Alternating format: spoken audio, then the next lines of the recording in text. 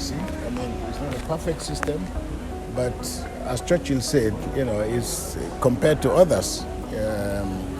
Others you may say is the worst form of government, like Churchill said, except for others. And I think that for managing our diversity, democracy still remains the best option. We're in a democracy now, but we're still weighed down by the problems of the weaponization of religious identity, ethnic identity, and at a local level, ordinary Christians and ordinary Muslims take their religion very seriously.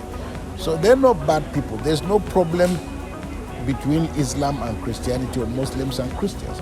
But there's a problem in the unequal, uneven and unjust distribution of opportunities using religious identity.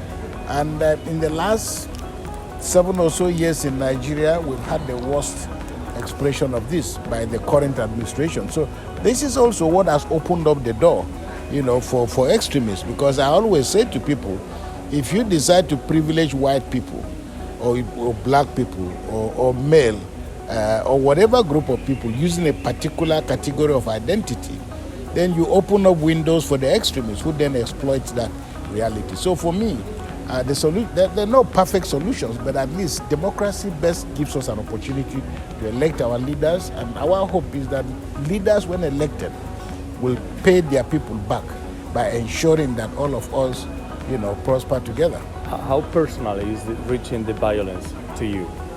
It's personal to me, and I think it's personal to a majority of Nigerians. It's been so it's gotten progressively worse in the last 6 or 7 years. Because almost every Nigerian will tell you he knows somebody who has been kidnapped, who has been a victim of violence, who belongs to a church that has been destroyed last month. My brother was kidnapped about 5 years ago. I've had a seminarian of mine killed by bandits. I've had a priest of mine killed. I've had priests of mine, abducted by bandits in exchange for huge sums of money that a diocese like my own cannot afford. But these are the realities. So for majority of Nigerians, these stories are really deeply personal. Is there a future for the Christian in Nigeria? Oh, absolutely. There is a great future. I am the Bishop of the Diocese of Sokoto in the northwest of Nigeria, and it's at the heart of the Islamic community. But I'm also the national convener of what is called the National Peace Committee in Nigeria. And I'm a founder of what is called the Kukah Center, which is a think tank that we've set up largely because, drawing from my own experience, I've been a consultant at the Vatican for very many years. I still am. So these issues, because of our background, we believe that there is hope.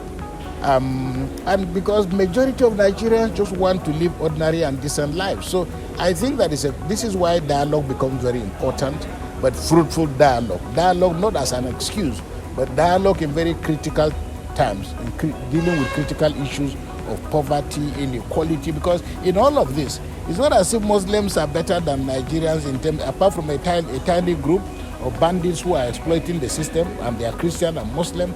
But the majority of ordinary Christians and Muslims are living in squalid poverty.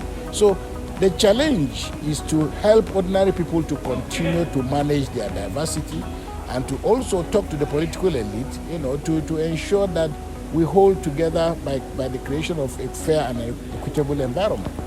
So Bishop, thank you so much. Thank you.